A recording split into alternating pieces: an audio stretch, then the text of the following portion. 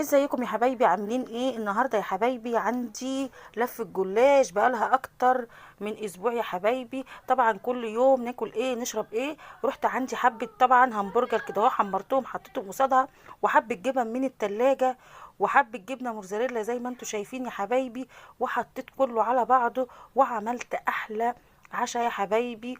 وهنحط بقى ايه، بيضتين على حبه جبنه كده اهوت، على معلقتين سمنه.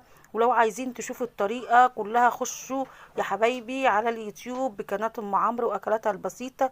واحلى عشوة جميلة جدا يا حبايبي هتعجبكم، يعني صينية جلاش عظمة. وبصوا هنا الجمال والعشق كله يا حبايبي زي ما انتوا شايفين.